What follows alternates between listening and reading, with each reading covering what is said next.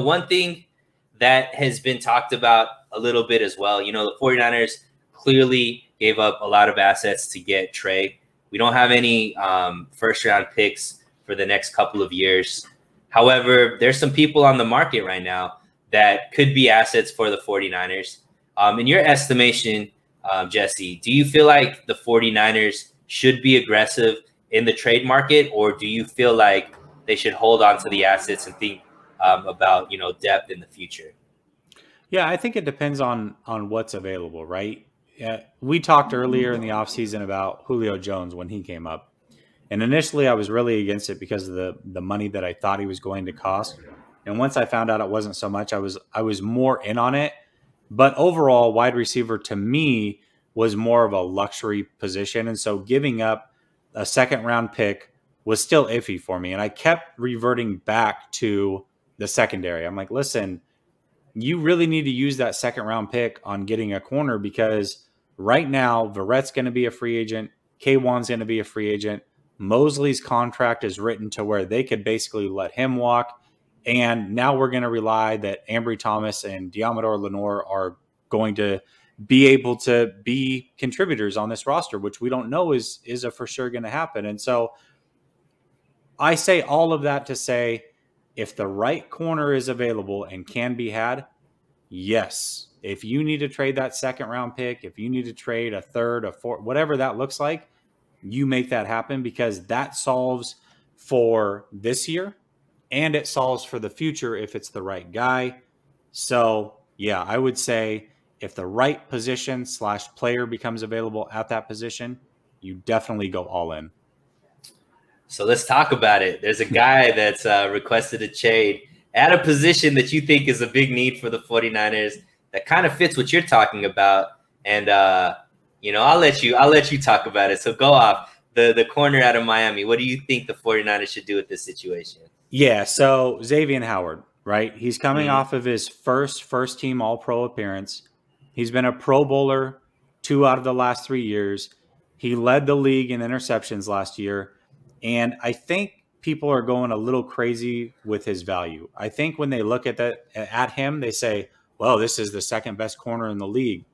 Completely disagree with that. He's top 5 probably, maybe top 7, whatever. He's right in that range. But they think, well, Ramsey netted 2 first-rounders. Jamal Adams netted 2 first-rounders. It's for sure going to be a first-rounder for Howard. And I say, let's pump the brakes for a second, and let's look at this realistically. I just told you that he came off of his first All-Pro appearance last year, and he's made the Pro Bowl 2 out of the last 3 years. He's also 28 years old. He's also requested a trade at the absolute worst time for a franchise to get the most back for him. Mm-hmm. And he's gone public with it, and he's told everybody that he wants to get paid. So that new team, knowing that they have to completely restructure things, knowing that he's 28, knowing that he's 2 years removed from a knee injury, and also knowing that Darius Slay, who was 29 a year ago, coming off of 3 straight Pro Bowl appearances and a first-team All-Pro appearance of his own in 2017, got a 3rd and a 5th, I absolutely think that Howard could actually be had for a 2nd and a 4th, and I do that in an absolute heartbeat. It solves the problem for now. It solves the problem for the future. And I look at that and say, if you get a player of Xavier Howard's caliber and you've got a secondary that good, 2 very good safeties, 2 very good corner, actually 3 good corners. K'Waun Williams is a pretty damn good nickel corner. And then you've got Bosa and some of these dogs that we bring on the defensive line with Warner putting everybody in the right position. That's a defense that can go out and win a Super Bowl for any quarterback. And now we know how explosive this offense can and will be under Trey Lance. There's not a team out there on paper that I think is better than the 49ers at that point. I absolutely pull the trigger. Yeah, and he fits what the 49ers have been trending towards, right? So one thing that we have to be realistic about is the NFC West is a gauntlet for receivers. Mm-hmm. There are no receivers that you can hide a bad corner against. Every single corner has to be able to play big time because they're going to be going up against a big time player.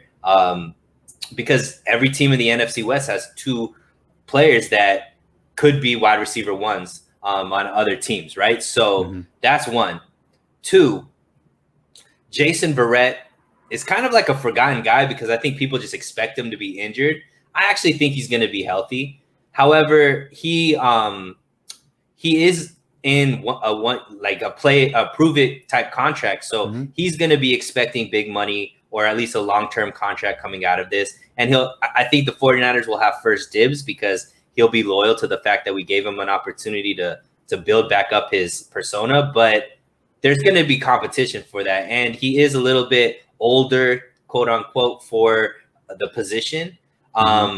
So bringing in a guy like Xavier, who is a great guy playing man-to-man, who is somebody who is a ball hawk, gets a lot of interceptions, which is 2 things that the 49ers are really looking to move their secondary towards, man-to-man and turning over the ball a lot more. Him being a little bit younger than Verrett, I think kind of because you're going to have to pay somebody at corner, right? And so why not pay the younger player that you could get more out of? And then a guy like Ambry Thomas, who I believe is going to be a really good player. If he could show some flashes, and then the 49ers are in a really good situation, right? Because then with Verrett, if they can get him on a deal that makes sense for them, now we have one of the best secondaries for a long time. And if Verrett then walks because, he gets more money from another team, we got Ambry Thomas to slide in there next to Xavier Howard. And now we still have 2 really good man-to-man cover corners, and we don't take any dips, in that position. And when I'm looking at trading for a corner or trading for a player in any sense, if we give up a second, is that person we pick in the second round going to be as much value as the player that we get? And if you could get a guy like Xavier Howard with your second pick, I mean, you're happy, right? You're happy because of course you are. You're getting that type of player. Obviously, the money's there, but I personally don't care about money anymore. I think Parag does an amazing job figuring out ways to get guys under the cap. So we've seen it.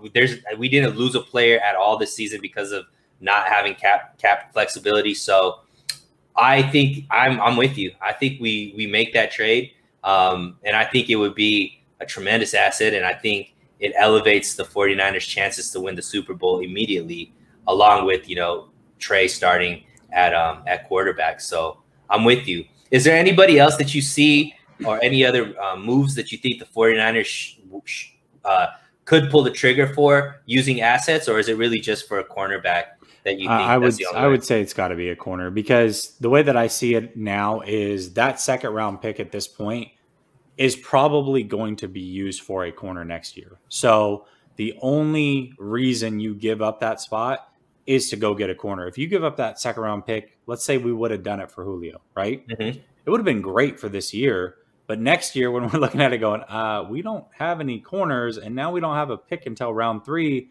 that's a bit worrisome, right? So I say I only feel comfortable if it is a top-level corner that I feel like can be good for the next 3 seasons at least.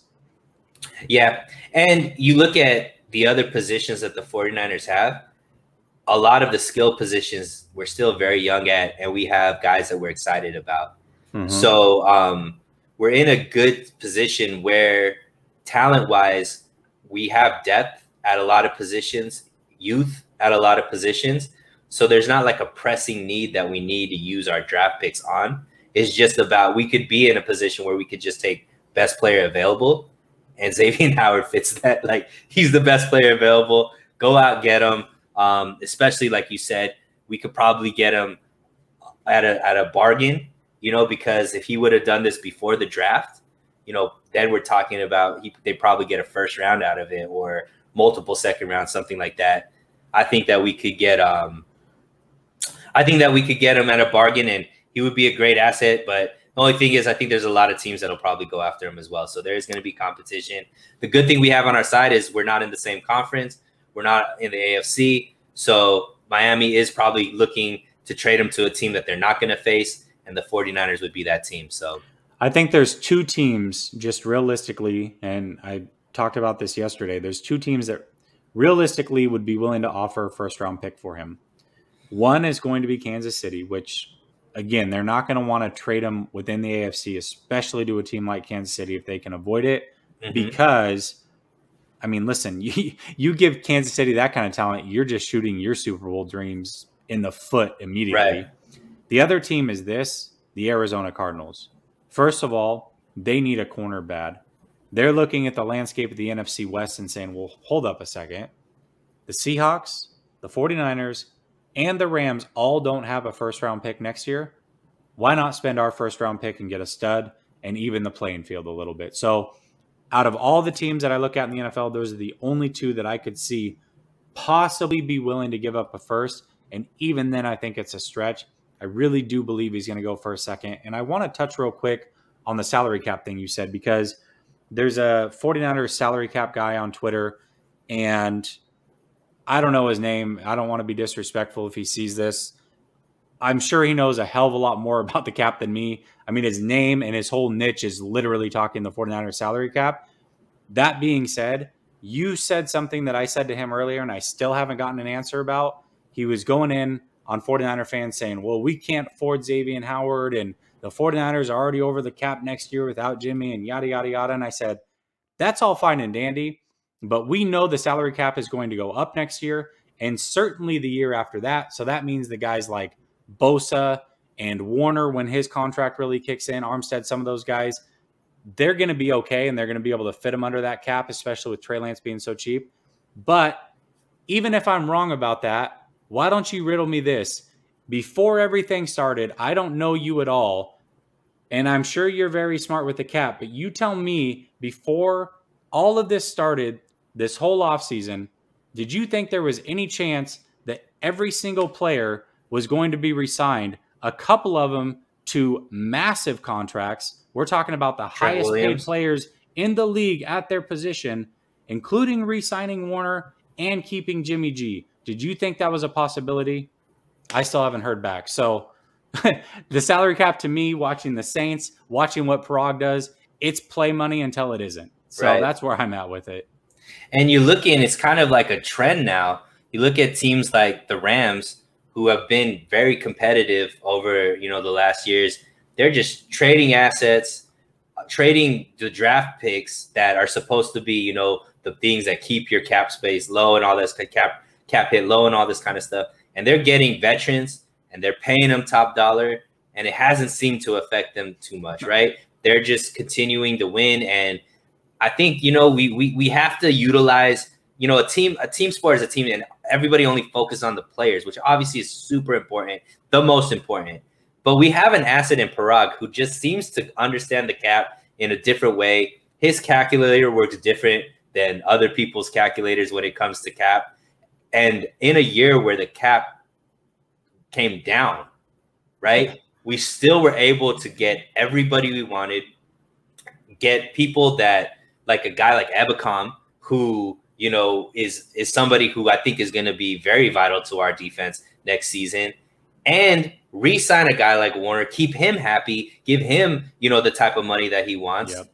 And we still have this feather in our cap, which is trading away $27 million that we could roll over to next year, right? So for me, everything can be done. It's just about pulling the trigger and making sure it's for the right guy. Does that mean just throw money around? Absolutely not. But we're talking about all pro players that we could bring in at positions of need or at positions that'll elevate our team. I think that's a big move that we could make, and I don't think we should play scared. At this point, we're going for championships. We don't need a warm up. We have the team that we need, and it's about time to go aggressive. Here's the thing: is there's so many ways to push off money too, right? People think about, well, okay, you see what happened with D Ford, where they pushed off money to next year. They could do that with Armstead. They could rework even Warner in his first year of his new deal. You can do that with a lot of players, but you can also take that extra $24 million that we can get with Jimmy, 25, whatever it is, and guess what? you can go to Armstead and say, listen, I know that we were going to backload your contract, but we're going to pay you the bag right now this year because we've got extra money, and you're going to be making peanuts for the next 2 years, but it's all going to be equal out to the same. And in fact, that benefits you because guess what? You're guaranteed to get paid now. So if you get injured, you don't have to worry about it. You're good. Or you could say, all right, Xavier, we're going to rework your contract. Guess what? We're giving you all this money up front. We're using that Jimmy G money, giving it to you up front, and you're not going to cost us anything for the next 3 years. There's multiple things that they can do to push off money. Sure. And this new TV deal that's about to come into place, I know that COVID's still a thing. There's the Delta variant, yada, yada, yada. Who knows what's going to happen with the overall money as far as fans in the stands. But they've worked out a massive TV contract. So next year, the cap is guaranteed to go up regardless of what happens. And the year after that, it is going to explode, which means they're going to have money coming out of their ears. Yes, go get Xavier Howard. And the new kind of strategy is if you have a quarterback on your rookie contract, you have a 5-year window to be extremely aggressive with bringing in talent around that rookie quarterback. Because in 5 years, we know Trey is going to be the highest paid player on the team, right? So we have 5 years to really use this, use the quarterback, a good quarterback on a rookie deal. And, if guys like Xavier and Howard are available, you got to go out there and get them. And I'm with you, man. We're on the same page with that, which usually isn't a thing. Usually isn't a thing. But I do want to say, even though I like Xavier and Howard, this is not slander to Ambry Thomas because I am much higher on Ambry Thomas than most people. I got to throw that in as many streams as possible. Ambry Thomas, come on the show, man. I've been hyping you up a lot, so hopefully you're watching.